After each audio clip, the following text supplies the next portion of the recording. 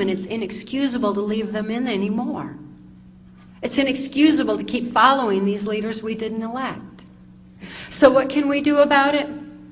That is very much a motive behind Mark and I releasing our most recent book, Access Denied for Reasons of National Security.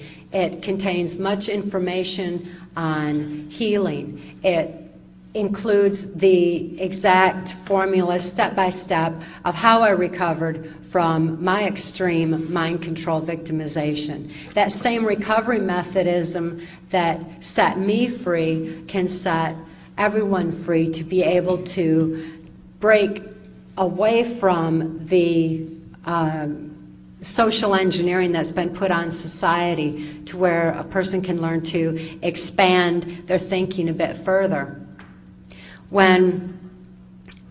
After Mark rescued my daughter and I in 1988, and he gave me a formula for deprogramming that I was able to use to deprogram myself. The first thing he did was strap a watch to my wrist and tell me to watch my watch, because I needed to have an awareness of time. With an awareness of time came a conscious awareness, or an ability to begin to monitor my own actions. With awareness came responsibility to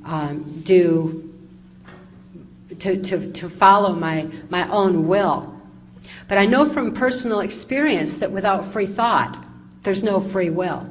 And without free will, there's no soul expression. Just like I mentioned how my spirit had taken flight to that safe, loving place that was just so removed while my body was tortured to carry out the will of others. I needed to have that back in order to be able to stand strong for what I believed in, to be able to implement my own free will, and to be able to think for myself in order to realize what had actually been going on all those years of my life. Because when Mark rescued me in 1988, I was totally amnesic. I didn't know who I was, where I'd been. I didn't know how old I was, what year it was, until I began remembering what had happened. And because I felt safe for the first time in my life, and because I felt love, I was having memory flashes that were just flashing on my mind constantly, much the same way that people who are sexually abused oftentimes have those memories begin to break right around age 30, because our bodies have numerous changes that are going on at that time, where the neuron pathways of the brain begin to change and memories begin to come forward.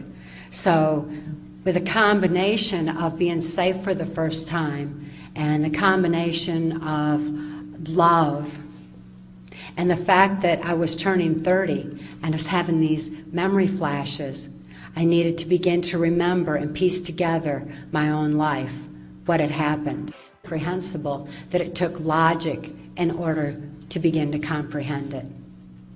Mark handed me a pen and told me to begin to write out my memories, because the very act of moving a pen uses the logic part of the brain. And by using logic, it shifted what was emotionally incomprehensible into logic, where I could understand, face reality, and deal with what had happened. And I began to recover at a rapid rate at that point. As I gained control over my own mind again, and had free thought and free will and soul expression, I was strongly motivated to speak out on what I had learned, not out of vengeance,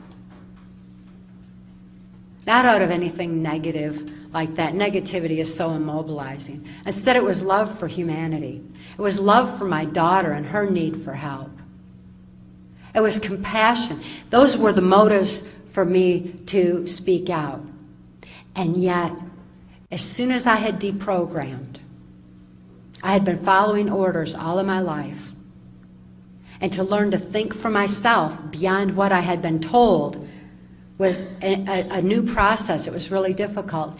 And thinking was like, it was like my brain would fall off into a black hole, and I just couldn't quite get there to make a decision for myself or to think for myself. And it took brain exercises where I began to expand my thinking, to consider other angles, other possibilities, other perceptions, to look at other aspects in order to begin to learn the truth. And truth is so discernible because of the strength of spirit that I had regained. It's essential that we all gain our strength of spirit in order to be able to grasp the truth.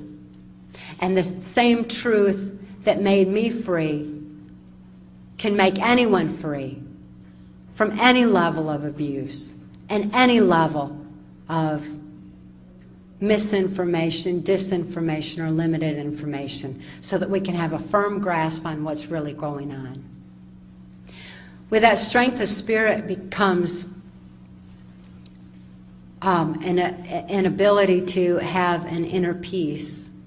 And that inner peace is essential for making a positive difference in our own environment and within our own self. And by having the strength of spirit and peace within, that is the first step towards world peace.